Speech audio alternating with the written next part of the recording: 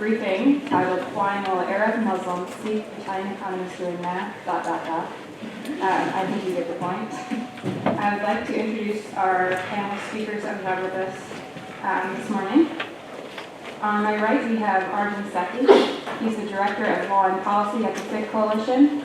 In this role, he's responsible for advocating and promoting policy solutions to civil rights issues that impact Sikhs and the broader American public.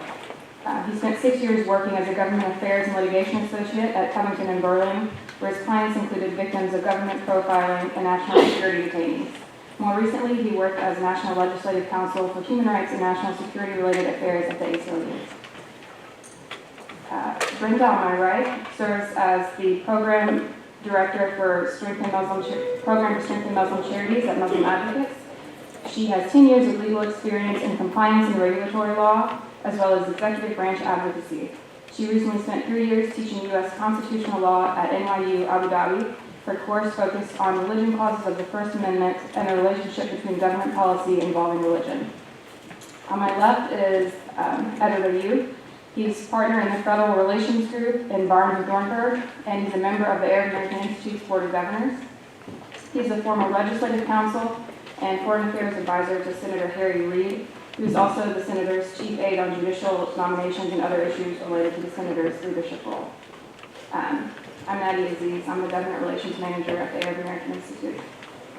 Before I turn it over to the panelists, I wanted to quickly mention one issue that I hope will frame and inform our discussions today, and that is the issue of the Department of Justice's guidelines on profiling. They were initially released in 2003 under Attorney General Ashcroft. The stated goal was to eliminate racial profiling. However, they left gaping loopholes, which some have said gave law enforcement express permission to profile and discriminate. In 2014, Attorney General Eric Holder released the revised versions of the guidance. This was a step forward in many senses by expanding the categories beyond race to include national origin, religion, sexual orientation, and gender identity. And while this was a step in the right direction, they left 3 major loopholes that have been problematic. Those are the 2014 revisions failed to close the national security loophole. They do not apply to state and local government agencies. And last and most relevant to our conversation is it doesn't apply to activities on the border, including Customs and Border Patrol agents' work on the border, as well as TSA. With that, I think I'd like to turn it over to Arjun. Hi everyone, thank you for coming, glad to be here. Just to reiterate the point that was just made, can I get a show of hands? How many of you have even heard of the racial profiling guidance? Great. Do yourselves a favor, even if you have heard of that. Go home and read it. I would say that I think it's probably the most important government document relating to policing in America. And it specifically, to be clear, allows the TSA and CBP to profile on the basis of faith, race, and any other protected category, right? So just to be clear. That said, although the TSA is permitted to profile on the basis of race, faith, national origin, they also profile on the basis of what is often called behavioral detection. So we know through documents that were leaked last year that TSA officers try to deduce, intuit suspicious behavior based on what they perceive to be suspicious behavior at airports. The problem is the indicators they use include, and this is from documents from the TSA, slick back hair, minorities in new clothes, poor English, walking slowly, walking fast, avoiding eye contact, even making too much eye contact, right? So again, right, this backdrop, the TSA is allowed to profile on the basis of faith, on the basis of ethnicity, and they also have these behavioral detection officers who basically use indicators that can capture really anybody who happens to be traveling. And to be clear, right, I am somebody who obviously, as you can see in front of you, has a turban and beard, and I'm used to being profiled. So as a consequence, when I travel to airports, often avoid making eye contact. And I often do walk fast because I try to get the encounter over as quickly as possible. Unfortunately, those are indicators that can be used to determine that I am a suspicious person. Specifically with respect to Sikhs, Sikhs face a very unique predicament at the TSA. And I'll spend maybe just a minute talking about that. Everyone here knows about the advanced imaging technology, right? You know, you go through, you put your hands like this, and if there's no positive beep, you're done. You move on with your day. Sikhs don't have that luxury. And as I like to say, for Sikh Americans, humiliation is a prerequisite to air travel. So according to the TSA, the advanced imaging technology, that machine that is now proliferating across the country, can't see through 5 layers of cloth. So it can't see through my turban. I, for one, find that extraordinarily discomforting, because if it can't see through just 5 layers of cloth, I don't know what the hell it really can see through.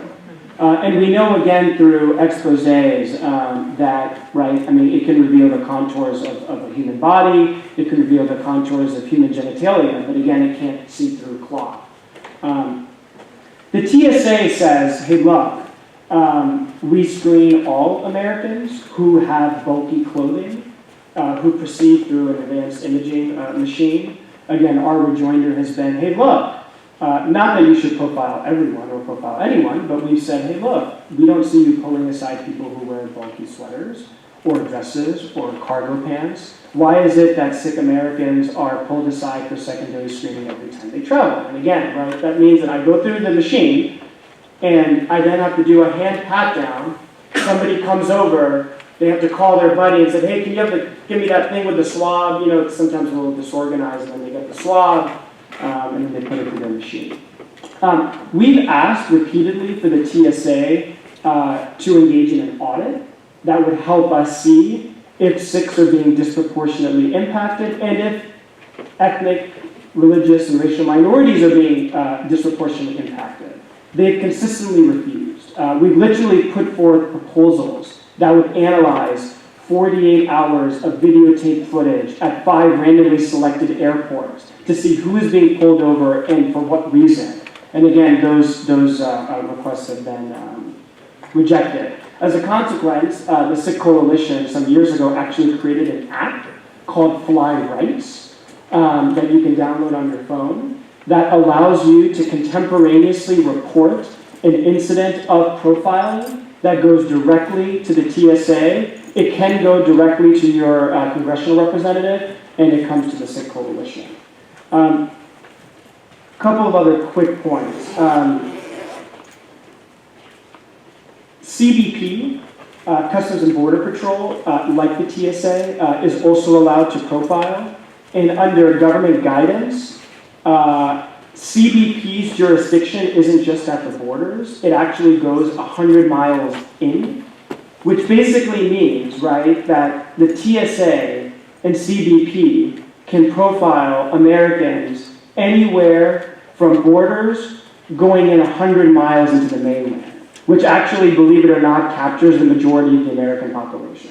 So that means that the TSA and CBP can profile anyone for any reason, for no reason at all, just because they don't like the way they look, because they're exempted from the guidance that my colleague mentioned. The last point I'd make is something that might be simple, but I think it's worth sharing. What does it mean to be profiled at the airport or profiled by airlines? If you look at it from sort of a broader public perspective, surely it stigmatizes Muslims, Arabs, and Sikh Americans. Right? When I go through a security line, and white Americans or others, or anyone really, can just sort of pass through, and yet Muslims, Arabs, and Sikhs are repeatedly pulled over. It creates the impression of second-class citizenship, and it stigmatizes us. I'd also say, and I think there's interesting conversation and scholarship going on in this area, that we're starting to see that police violence and profiling correlates with hate violence, right? You know, if the government finds it acceptable to profile Muslims, Arabs, and Sikhs, right, it's that much easier for an everyday American to think it's appropriate to vandalize a mosque, burglarize a burglar, assault a Sikh American. And I'll close with the following point, and not to pick on my government colleagues too much, but in light of what I just said, you know, I'll often go to meetings, and I was at a meeting just a couple of weeks ago, and I know Eddie was there as well. We'll often hear from the government, we need to do a better job of building relationships with the Muslim community, with the Arab community, with the Sikh community. And I always correct them and say, I don't like the word build. The word I would use would be rehabilitate. Because when you look at what's happened at the TSA, when you look at what's happened at the CBP, and you look at their ability to carte blanche profile our communities, I think we really should be talking about sort of restoring and rehabilitating relationships as opposed to building new ones.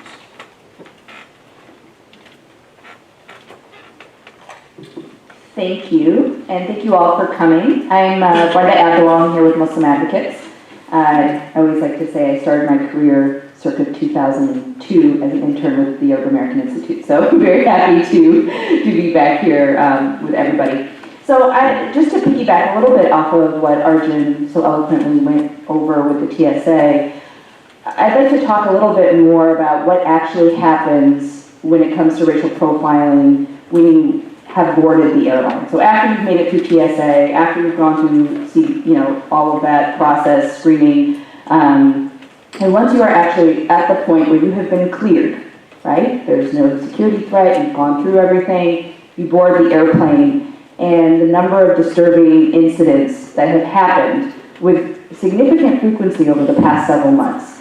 This is not anything new. This has been happening since 9/11. We have seen this happen quite often, but over the past several months, in particular after the tragic Paris attacks, we've seen a disturbing number of incidents that have happened in quick succession. And just to give you a sense of what happens is that we have had individuals removed from airlines for speaking Arabic, watching the news on their smartphone, where a captain or crew felt uncomfortable or uneasy about the presence of too many Muslims and Sikhs on an airplane, to the point where they removed all of them, as well as for a woman who was staring back at a crew member. Not staring at, staring back. So someone was staring at her, she stares back, she gets removed from the airline.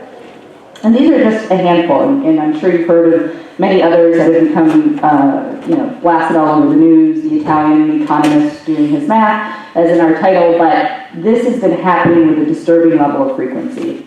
And what this highlights to us is that there is a deficiency in airlines, as well as with their crew members, in identifying what is a legitimate safety concern. And what we find is that as soon as someone reports, I'm nervous about this guy sitting next to me, they get ejected, right? And a large part that has to do with racial profiling. And so what we have done, I have left a copy of the letter out front for those of you who weren't able to receive one. Muslim Advocates and NAACP's LDF, Legal Defense Fund, we penned a letter a few weeks ago to the Department of Transportation's General Counsel's office about this in particular. And the reason why we are going towards the Department of Transportation is because they are authorized to prevent and seek redress for acts of discrimination. So what that means is that it is within the purview of the Department of Transportation in their regulations where it says that an air carrier or foreign air carrier may not subject a person in air transportation to discrimination on the basis of race, color, national origin, religion, sex, or ancestry. So as part of that, we have looked towards the FAA regulations as well, which defer a significant amount of authority to pilots to make those determinations of whether or not there is a legitimate security threat. And the courts in all of these cases over the past decade have looked to see whether or not an airline acts with what's called rational and reasonable in determining whether or not there's a security threat, which you can tell is very deferential gives a lot of deference to the pilot to just say, yep, get them off, right? Without doing any sort of analysis. As long as it's rational and reasonable, that's about as low as it gets. So as part of that, what we have advocated for in our letter to the Department of Transportation, and we have a meeting with them in 2 weeks about this, is really in 4 particular areas. And one of those is that we are looking for the Department of Transportation to implement regulations that would require airline personnel, so pilots, crew members, and anyone else working on the airline to undergo discrimination training, anti-racism, and implicit bias, because a lot of this is implicit bias, to be honest, and that's to help prevent instances of racial and religious profiling on airlines. Another category that we have asked as well is to track and publish summaries of discriminatory complaints. What we see every month, the Department of Transportation puts together, through the Consumer Complaint Department, they put together a report every month. It says exactly how many reports to the agency that they have received. And what you'll find is you don't know if it was because of race, if it was because of disability. You can't distinguish what those discriminatory complaints are for. However, you will find, and with all due respect to pets and animals, you will find a very specific summary of every single incident that happens when a dog is traveling and something happens, whether it be death or injury, through the air carrier process, and they provide a full summary on their website every month. However, for discriminatory complaints, all you get is a number. You have no indication of resolution. You have no indication of what has happened outside of what is publicly reported. And so we've asked that that type of information be publicly available through their processes as well. Another area that we've looked at is asking for a full investigation on those incidents that are publicly reported. And the reason why this is important is because they do have the authority at the Department of Transportation to not just look at those incidents that are reported directly to the department, because we know a lot of people will go to the media, they'll go find a lawyer. However, they will not necessarily go through the process of reporting the incident to the Department of Transportation. So it's open source reporting is what we're asking the Department of Transportation to look at all these incidents that we've seen that have been publicly reported, where we're not sure that those have also been reported to the Department of Transportation as well. And then the last item is to require air carriers who have been found to have acted in a discriminatory manner to undergo remedial action. And that could be in some sort of monitoring program, additional training, beyond what we've asked in the form of regulatory authority, to ask those airlines that everyone undergo anti-bias and racial profiling training. So that way, outside of just looking for a security threat that is quote-unquote reasonable, also looking to see, is there implicit bias playing a role here before they're ejected? And I just wanted to end with one more point, which is what we have also seen is outside of the initial determination of a pilot ejecting a passenger from a plane for a security threat, we have found that even individuals, once they've been taken off, cleared by TSA, again, for the second time, still being denied boarding by that airline. And at that point is really where there could be a legitimate lawsuit, but that is where it is absolutely clear that the airline is acting in a racial, in a discriminatory manner. Because at that point, the security threat has been eliminated because they've been screened once, they've been screened after they've been ejected, and still denied boarding.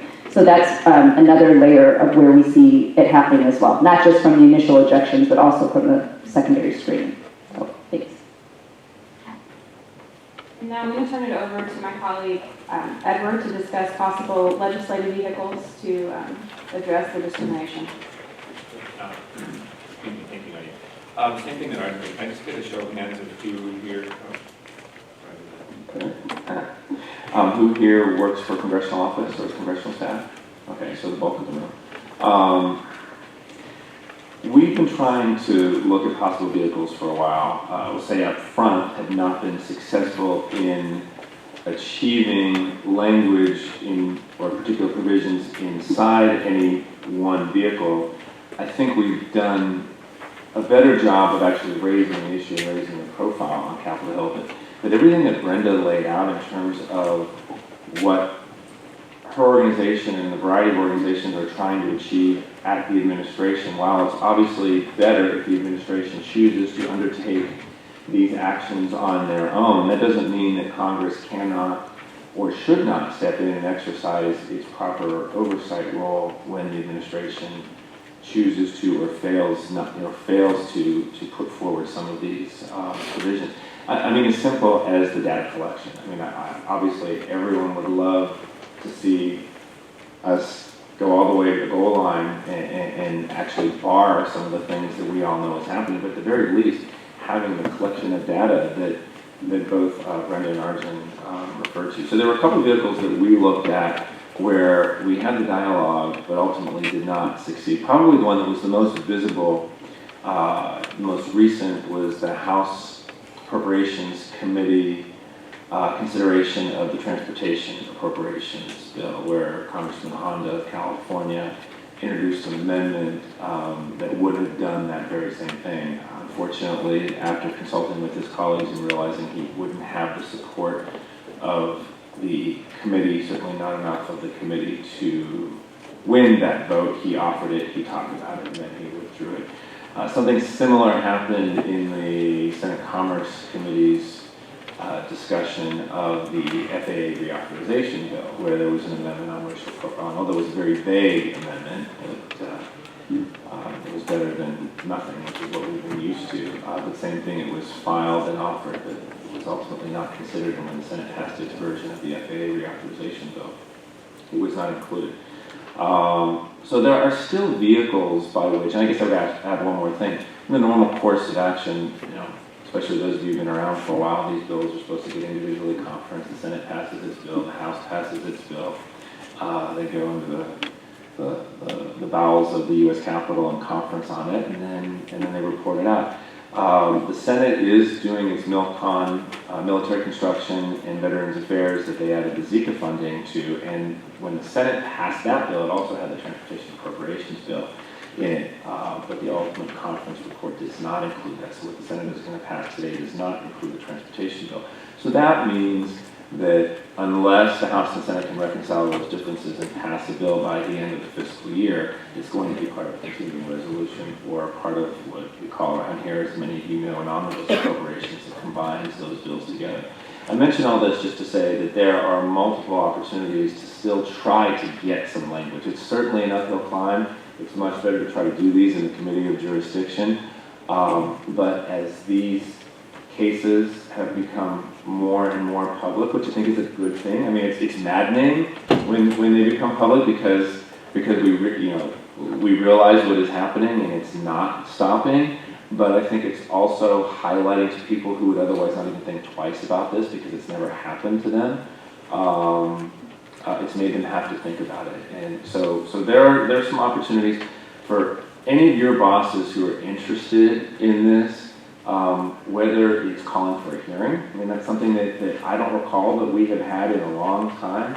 It's certainly specific to racial profiling, both before. What I thought was so important about what Brenda said in particular is you've got two types of racial profiling. You've got before security and after security. And not only after security, after actually seated on the plane. So everybody in the course of you going through that rigorous security process all believed that you were no threat whatsoever to the security of that airplane, and then something happened at the gate or while you're on it. So just raising these issues in the form of a hearing, I think, would be something that any of your bosses can request, especially if your bosses sit on the transportation committees or on the appropriations committees of either the House or the Senate. But we're still going to continue. The FAA bill cleared the Senate, but it has not cleared the House. It's stuck on an unrelated provision having to do with labor disagreements over federal employees, air traffic controllers. So it's still pending in the House. So encourage your bosses, picking up on what my colleagues said, encourage your bosses to write letters to those committees of jurisdiction. Encourage your bosses to write letters to the administration, whether it's the Department of Transportation, Customs and Border Patrol, quite frankly, the White House too, for that matter. So a long way of saying we haven't gotten there yet, but we're still working on it, and we really need all of your help to get there. We'll open it up to questions. If folks in the audience have questions, and I would just ask you to please identify yourself and state your affiliation. Yes. I'm Handy Deep. I have my own consulting company called Helidium.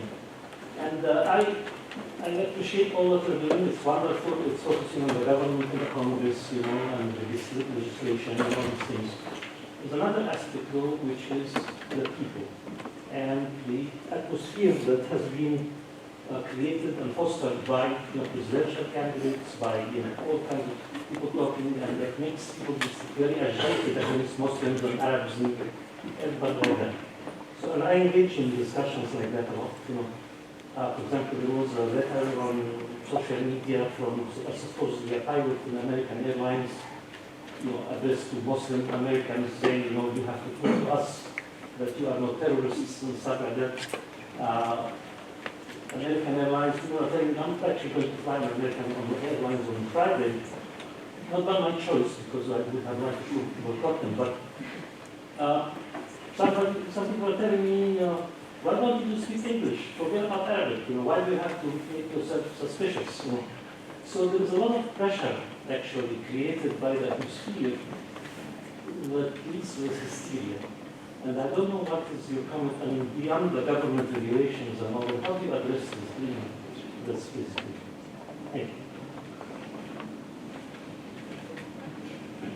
Thank you. You're absolutely correct. There is a ridiculous level of hysteria and concern from the general public. And what I always say is, American Muslims want to fly safe just like everybody else, right? And so essentially at that point, even if you have passengers on an airline that are concerned about somebody next to them writing in some cryptic language or speaking on the phone or watching the news, that's really where it goes back towards the crew members as well as the pilot being able to identify that this is an instance of racial profiling and this person is not a legitimate security threat to the airline. And that's really, you can't stop people from being racist on an airplane. There's racist people everywhere. And there will be some on an airline and there will be some that are concerned, whether they're legitimately concerned or not.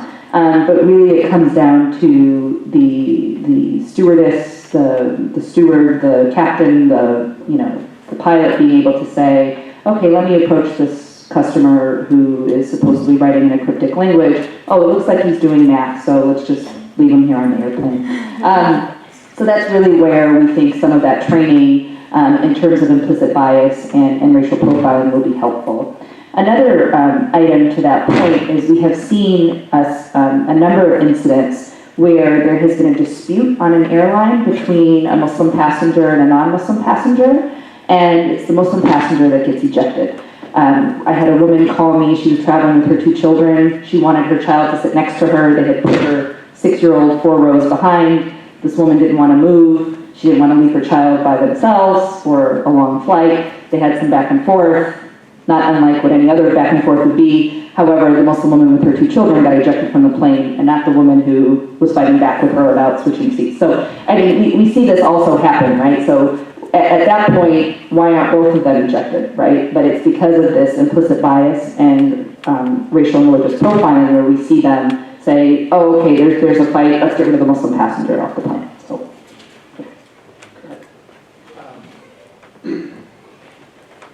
So speaking very broadly, I think in some ways these issues boil down to who is an American and who has the right to be an American.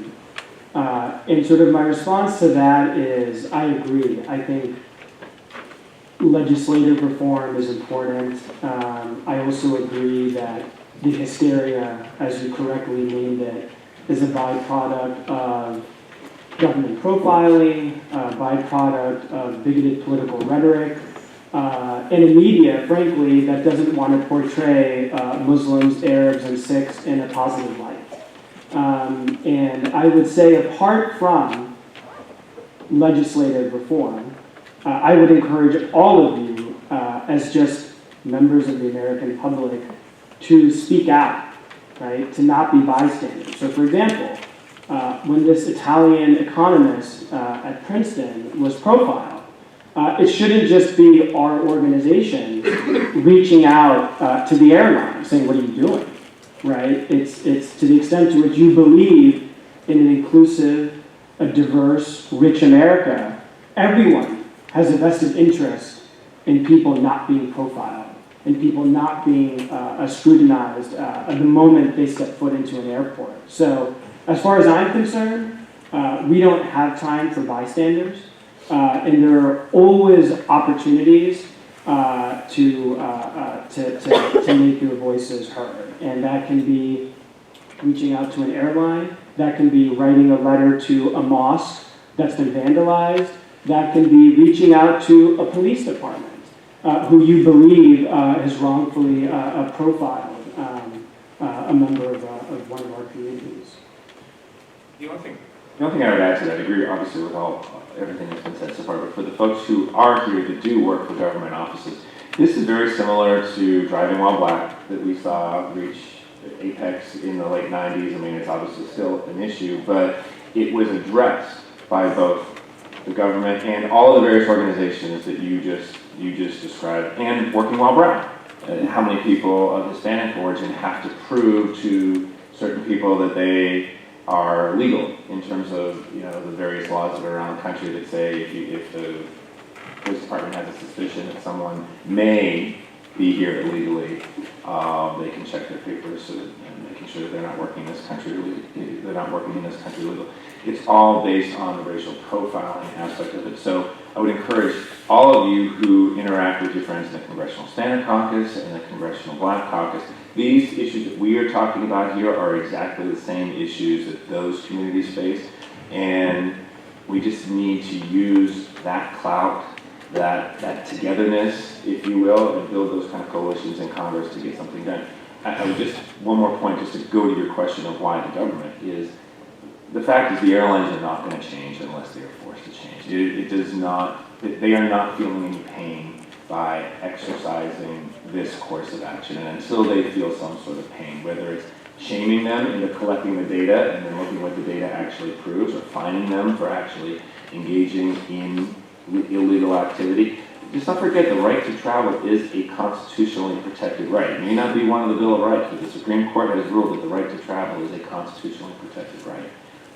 So reminding people of that constantly is just something that we can do. Next question. Go to you and then next. So I'm a regular air traveler, I'm sure many people in this trial are. I'm also a transportation reporter, so I deal with TSA on a pretty regular basis. And I don't think I've once ever encountered, just from what I can see, a Muslim American working for the TSA. Do you believe that there is a representation issue within the people that work in these entities that will cause an issue? People are looking at me. Here's what I would say. I certainly think diversity is important. I think diversifying a workplace often correlates with positive outcomes. However, things are more complicated than they may seem. So for example, we know, right, that police departments that have diversified, right, have not experienced a concomitant drop in police brutality or in profile, right? So ultimately, while I think diversity matters, I don't think in any form or shape it's a comprehensive solution, right? The fundamental problem is that the government has decided that the TSA and CBP, and again, CBP's jurisdiction goes 100 miles in, and I didn't even get into TSA Viper squads, just so you all know, the TSA doesn't just have jurisdiction at airports. They're also what's called like Viper squad, that's an acronym, and they're operative across the country at various ports of entry and various townships. So I would say that the most important thing is changing those policies, and that's going to have a much, much larger impact than just adding a few diverse faces to the crowd.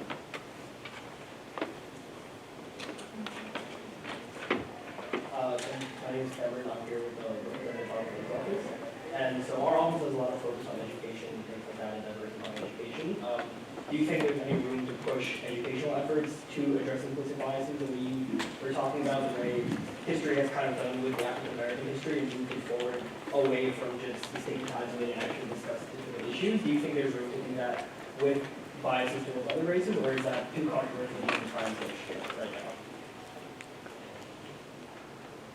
Well, in a completely different context, right, implicit bias plays a role all the way down to our elementary schools, all the way on up through college. And so we have seen, particularly in recent times, we have seen educators and administrators themselves be the bully of young American Muslim students, Sikh students, South Asian students. We have seen this happen time and time again.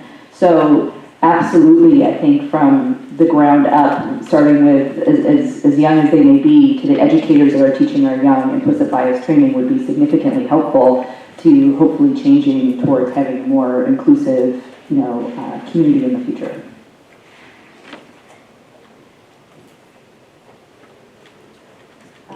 Yes, you had your hand, sorry.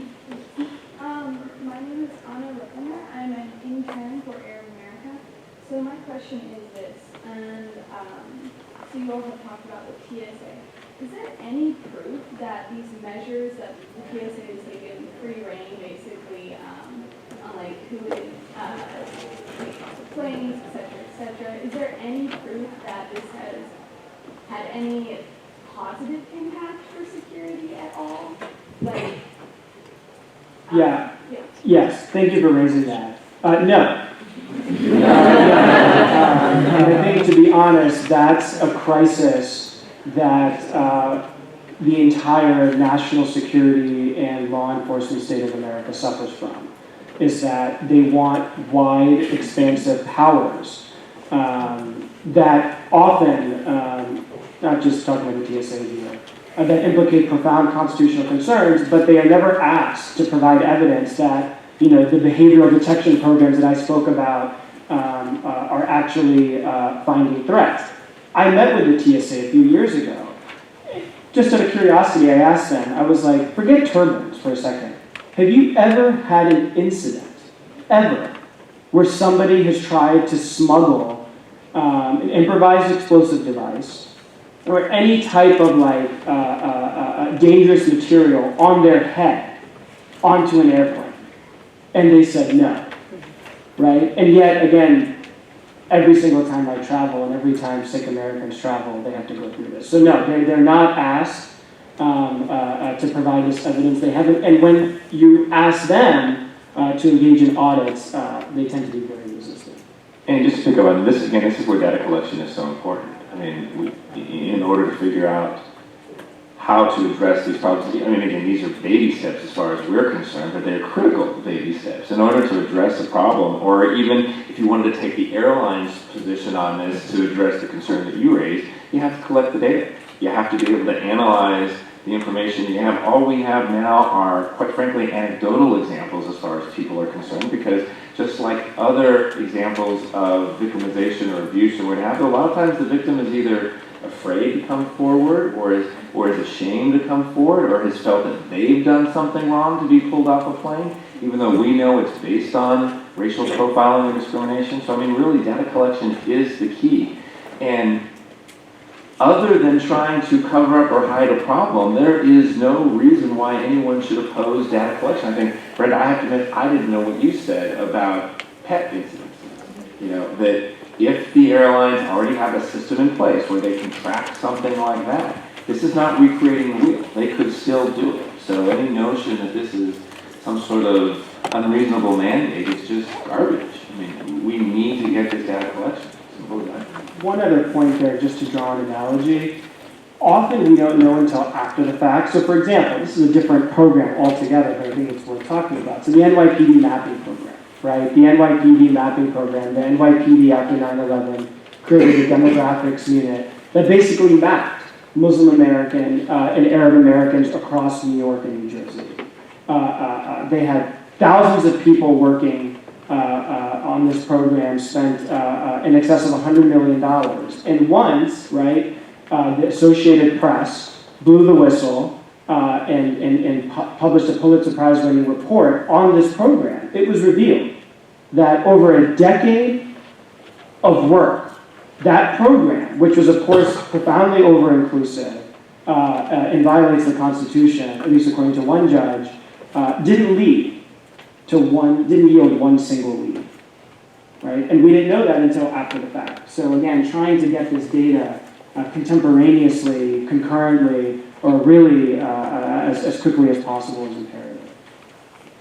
And not to make an overly legal point here, but another part of the problem for why data is so important is because a lot of times when these individuals file these complaints to the Department of Transportation, the Department of Transportation will go to the airline, send a letter and say, we've received this complaint, can you please tell us, what happened, blah, blah, blah. What ends up happening is these airline attorneys have become incredibly savvy, and they are literally boilerplate letters that they send back to the agency that say, we had a rational and reasonable, based on the facts that were presented at the time, a reason to eject the passenger, right, period. And then the Department of Transportation says, okay, it was a rational and reasonable, and that's the end of the story, right? Which is really problematic because from our perspective as advocacy lawyers on this side, we absolutely need to know. I appreciate that is the standard that courts have established now, is this rational and reasonable, but that doesn't mean that we just leave it alone and that we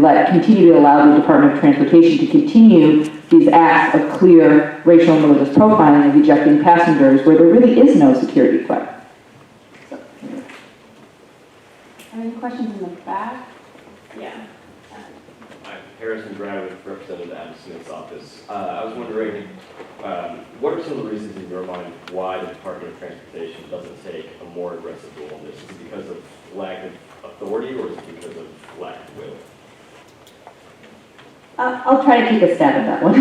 So essentially what we saw right after 9/11, it was around, I believe, 2003, you'll see that there was a series of decisions that were made by the Department of Transportation's General Counsel's office where they pursued 4 or 5 different airlines for racial profiling after 9/11. And that came with great success.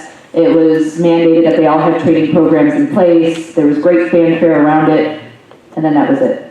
Then nothing really happened after that. And then, as we've seen over the past, 10 years or so after those decisions were made by the department, it was sort of left to the courts, where individual instances were being sent to federal court for racial profiling.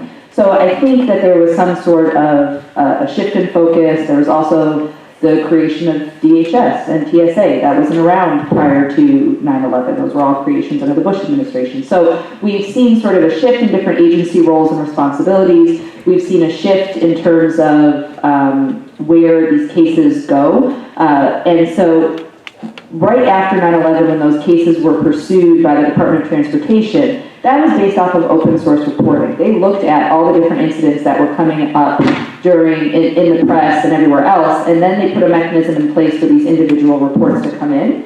But what we're seeing is folks aren't doing those individual reports, and that's why we have a call for going back and looking towards open source reporting, just like they did post 9/11. Just real quick to add to that, I have to admit, not being a transportation lawyer per se, I don't know if there are certain requirements that would need to be in place for enforcement mechanisms that may or may not allow the FAA to take certain enforcement actions against the airlines. But absolutely they have the authority to collect the data, and they clearly aren't. So I mean, there's nothing that would prevent the FAA or any other administrative agency from collecting that information from the airlines, because they collect that information on a variety of other things all the time, and they mandate that the airlines provide that information. So certainly with the collection of data, that is a matter of will, not a matter of authority. I'll just show you, I had it in my folder. This is what they produce every month. It's called the Air Travel Consumer Report, for those of you that are curious. And in here is where you can find the airline animal incident reports. And you can find the numbers of discrimination complaints. But again, because discrimination encompasses disability, racial, religious, a wide variety of different protected classes, you can't distinguish exactly what's happening on the airlines, and there's no summary of what those incidents were for and what any resolution was for those incidents. Sure, I'll come back to you. There's someone in the back with is it a black and white shirt on? My name is Maham, and I'm a representative from the National Council of Asian Pacific Americans. And as a Muslim, I wanted to ask if you were to encounter this situation as a bystander, whether it's a member of our family or a friend, what should we do?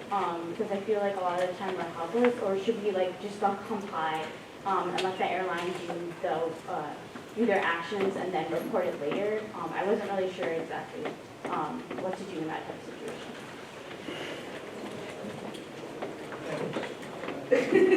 situation. Well, you're talking to quite a feisty lawyer up here. So I would absolutely assert my right on the airline. If someone approached me and told me I need to be ejected for some reason, I certainly would assert my right to travel. I certainly would dispute that I presented any security threat. However, in the likely scenario at that point that you would be ejected, I think what always ends up happening is even after that secondary security screening, once you get off of the airline, what you will find is that even when you're cleared by TSA, that the airline will still absolutely refuse to let you board that airline. And that is absolutely 100% discriminatory conduct because you have been found to be no security threat at that point. No legitimate security threat whatsoever. Even if you weren't a legitimate security threat when you were sitting on the airplane, you certainly aren't once you get off and get screened again by whatever screening processes they have.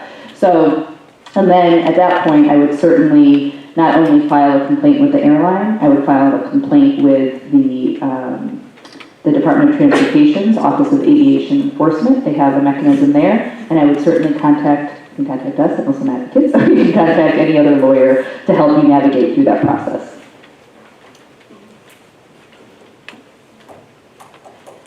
Yes. Hi, my name is Amar Majid. I'm affiliated with the Muslim Public Affairs Council. And I was wondering if you had any data or information regarding the discrimination and profiling women in hijab or the Islamic head covering our experience versus men that look visibly Arab or visibly Muslim. We certainly, through Fly Rights, have gotten a disproportionate number of complaints from women who wear hijabs. It's our understanding that hijabs are construed in the same way that turbans are, as non-form-fitting, i.e. bulky clothing that cannot somehow be scrutinized through advanced imaging technology and thus has to be pulled aside for secondary screening. So again, from what we've seen and from what we understand, the experience of Muslim women who wear hijabs is very comparable to the experience of Sikh men who wear turbans, because hijabs and turbans are both considered non-form-fitting clothing and thus are scrutinized by TSA.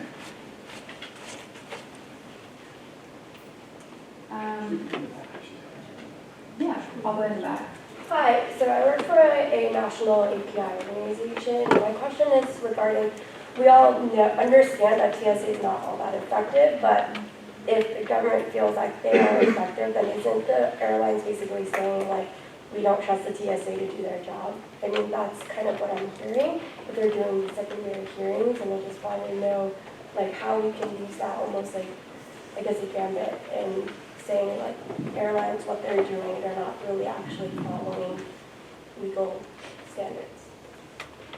I mean, I think what you're saying is the airlines, the argument the airlines are making is because the TSA didn't do their job in properly screening the passengers they get on board this plane, we're going to take that under our own, consideration, and we are going to properly screen the plane. I mean, it's a good political argument to make. It's not necessarily a legal argument, but it's certainly an argument to make up here.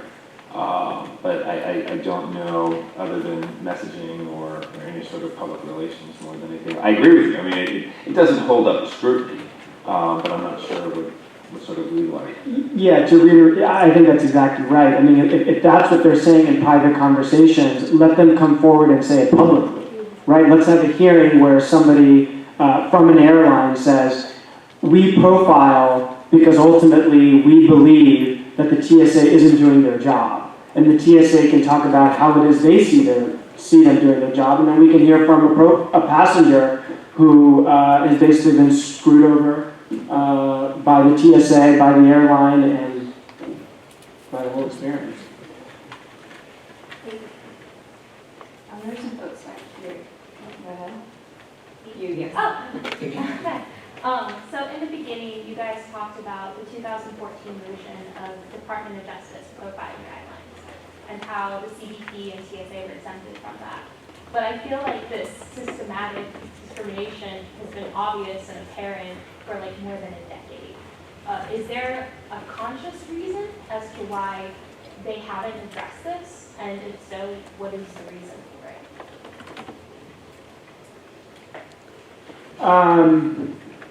So, the point that was made earlier, right, about, driving while black, working while brown. And you look at the various experiences that, different minorities have faced. Political, right? You look at sort of the McCarthy era, you look at African Americans in mass incarceration, and you certainly look at, the Hispanic American population and immigration. I think that, 9/11 didn't forever change, it forever changed world politics, but it also forever changed, in many ways, how Americans view Muslim Americans. And I think we've just seen this terrible proliferation of national security policies, of law enforcement policies that are over-inclusive and that disproportionately target Muslim Americans. You see this in the watch list context. You see it with the NSA. You see it with respect to CBE. So as a consequence, I think that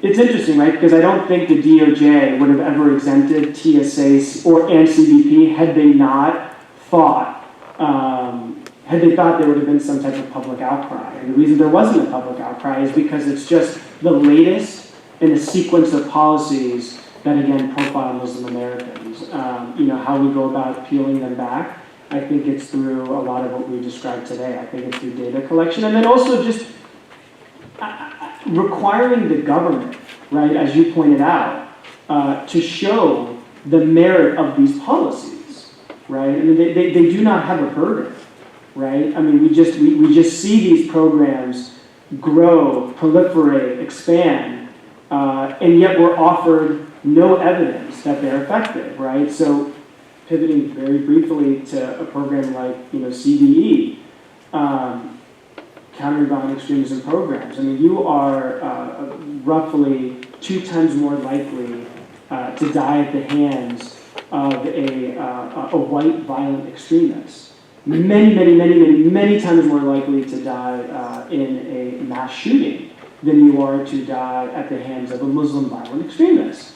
Yet, you would never know that based on the policy priorities, of the FBI, of the TSA, of our various national security and law enforcement agencies. Well, and just to pick up on this, and this, quite frankly, this goes back to the very first question in terms of the atmosphere.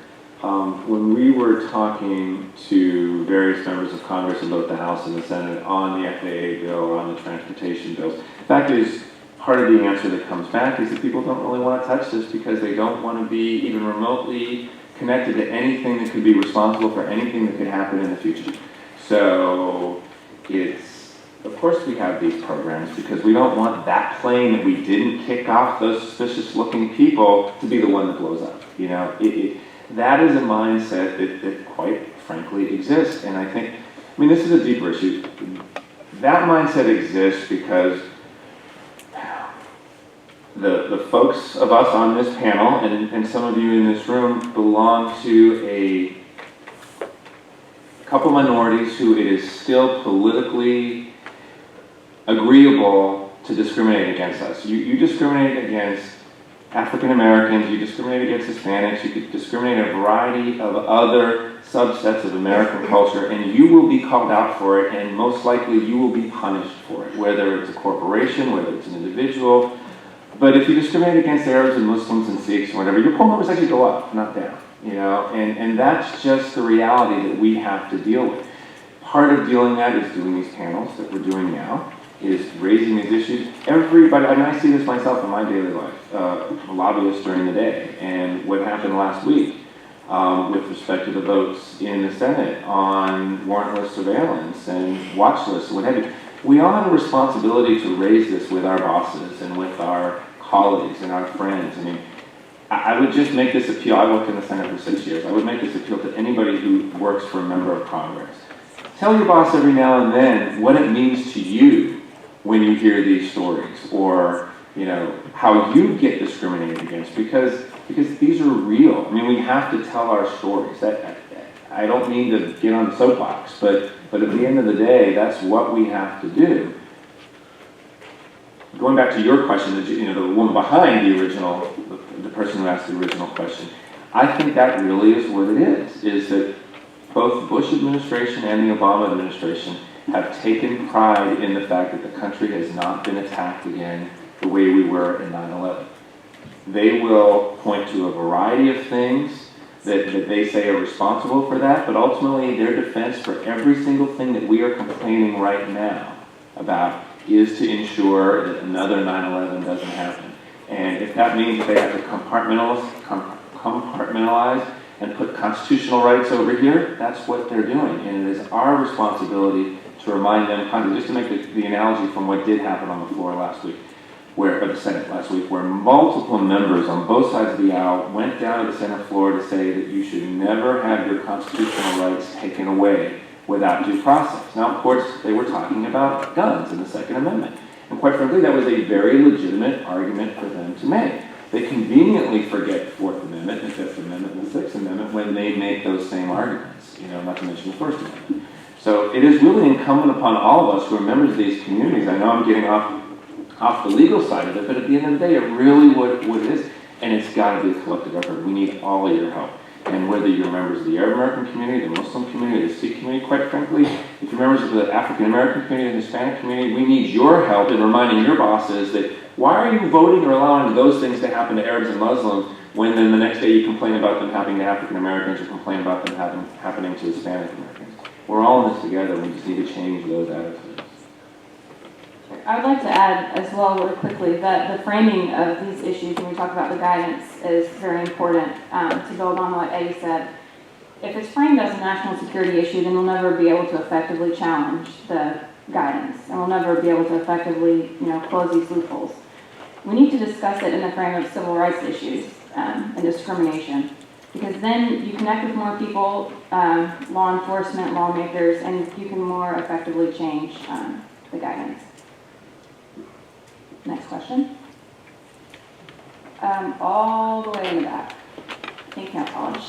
Hi, Gabrielle Hickman. I'm Representative Kildee. I'm curious how the terror watch list interact with this. They were referenced a few times, but how does that, or how do they impact this discrimination that we're speaking about? Well, from my end, if you were on a terror watch list, you wouldn't be seated on the aircon to then be ejected from. But there are obviously a whole host of civil rights and constitutional concerns when it comes to the terrorist watch list, in large part due to the lack of due process for being placed onto the watch list and also to get off of the watch list. I represented an individual many years ago when I was in private practice who was on the watch list, and it was an absolute nightmare getting him off of the watch list. It is an absolute, the watch list itself for how individuals get placed on it. That is just one of many lists that the government maintains. There are lists where folks get their bank accounts closed. They've been, had their bank accounts for 25 years, no concerns whatsoever, but because they're placed on some list somewhere, the bank, as part of their de-risking, will close their bank accounts. I mean, there are a significant number of lists out there, not just the no-fly list, that there are significant constitutional concerns as well as civil rights violations. I will actually, just so you all have some background, spend maybe 45 seconds actually telling you how absurd the U.S. watch listing system is. So, you can be placed on the watch list if either you're a known terrorist, right, so the State Department has actually designated you as a known terrorist, or if there is reasonable suspicion to believe that you are a suspected terrorist, right? Reasonable suspicion to believe that you are a suspected terrorist, right? So your connection to terrorism can be extraordinarily attenuated, and you can still be found on the list. Why? Because under the guidance, you can be branded a terrorist based on a single Facebook post. I wrote an op-ed for The Guardian a few years ago. That's what it was called. The U.S. government can brand you a terrorist based on a single Facebook post. That's the standard of the U.S. watch listing system. So it's over-inclusive, and it's also biased. So we also know, for example, that Dearborn, Michigan, a city with 100,000 people, has more watch-listed residents than any other U.S. city in America, except for New York, which obviously has a population in the millions.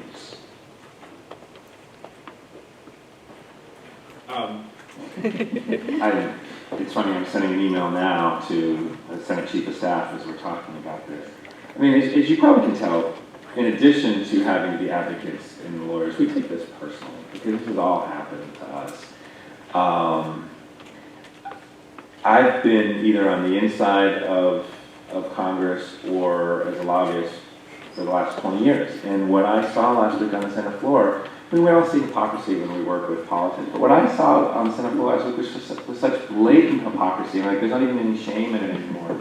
Where prior to those 4 votes on the gun amendments at 5:30, we were talking about how you can never have your constitutional rights taken away without due process. And then literally, the next amendment they moved to is to allow the FBI to collect warrantless, or to collect information from your ISP and your computers without a warrant and without due process. I mean, we just have to remind ourselves to stay strong and keep fighting. I sometimes feel like we're beating our heads against the wall and we're not getting anywhere, but we just have to keep doing it and doing it and doing it, and we'll eventually get there.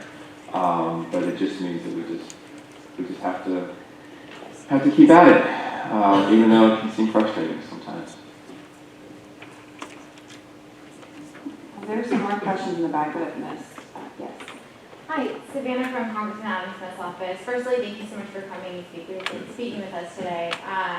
I was just wondering, I know you mentioned going the route of FAA and approach, but if you had ever tried to get something passed in the NDA, and if so, what the result was for that? You know, it's a good question. We did not this year. I mean, I get where you're going. It's a must-pass piece of legislation. Your boss has a little bit of a role to play in that. So, I mean, if that's something that you think we should come in and talk to your boss about, I think any one of us would be more than happy to do that.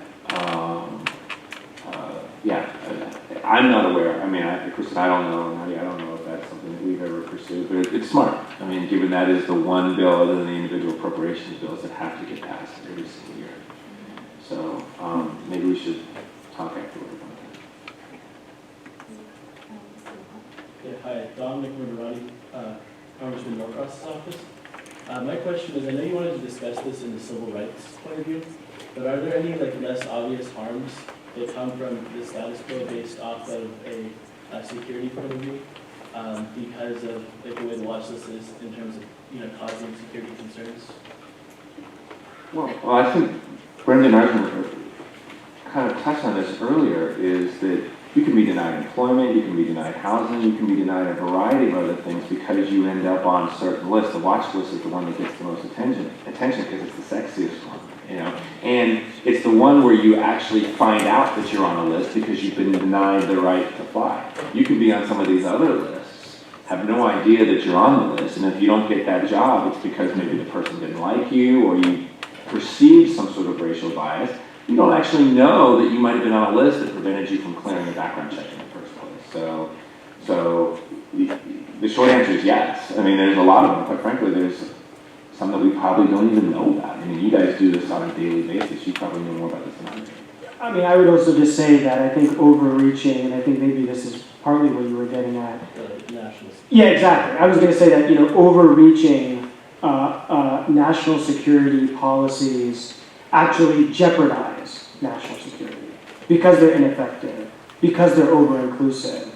And I think that if we spent more time focusing on the real challenges, facing Americans, and the real terrorist threats that we face, we would not just do a better job of safeguarding Americans' rights, we probably save a lot of money too.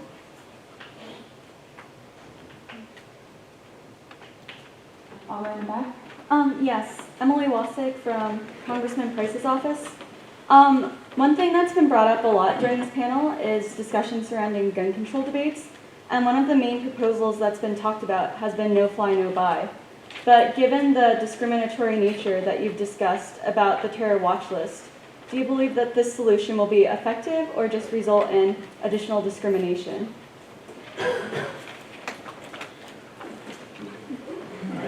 So I'll take that one because we were working on this last week. Again, I got to be careful not to let some cynicism come through here. But so we had multiple things happen last week. Nothing actually changed in terms of the law. Now, one thing that was accomplished, in my opinion, is that an issue was highlighted that has not been highlighted before. The downside, and this is often the case for our communities, is it's being highlighted at our expense. So, that's a great talking point, whoever came up with no fly, no buy. And I will say this as a Democrat, it is good Democratic politics. It's crap for us, right? Because basically what it does is it institutionalizes and actually gives additional credibility to the no-fly list, inclusive of all of the lack of constitutional protections that are contained within that argument. But from a political perspective, what do you think members of Congress want to do? Argue about the rights of Arabs and Muslims and Sikhs? Or do they want to argue about how Republicans are not allowing votes on the ability for terrorists? Keep in mind, they don't say alleged terrorists. They're not saying terrorists. If you're on the watch list, you're a terrorist. Really? I mean, is that what we've gotten to at this point? That without any due process, you have been put on a terror watch list, and now in the political debate, you're not an alleged terrorist. You're actually a terrorist. And it is becoming the accepted norm for us in this debate. I mean, it's really frustrating for someone like me who understands politics, and I totally get why it's happening. But again, we're the ones that face the brunt of that. And it's not going to change. Again, going back to some of the things that we talked about, it's not going to change until we educate enough people that discriminate against Arabs and Muslims and Sikhs and anyone else. It's just not okay. But right now, it's okay because the poll numbers go up, not down.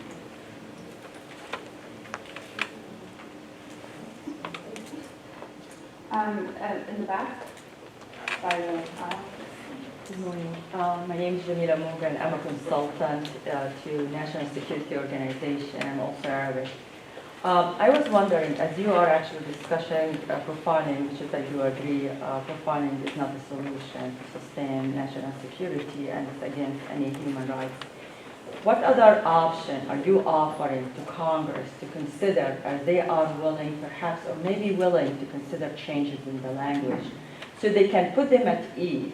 If they make changes to existing programs and we can eliminate this and that, because profiling and creating problems, but at the same time offer them other options to consider where they can feel good about sustaining a national security, because it still continues to be a priority on a lot of people's minds. Any thoughts? I'll just start with that. So I think, it is already in the statute that the Department of Transportation must ward against discrimination based on race, religion, et cetera, et cetera. So I think within that framework, to give it more teeth, I think requiring airlines legislatively or through the regulatory authority of the Department of Transportation to implement required training for discrimination as well as racial profiling will help within that framework. It's already there. The Department of Transportation is supposed to eliminate discrimination on airlines.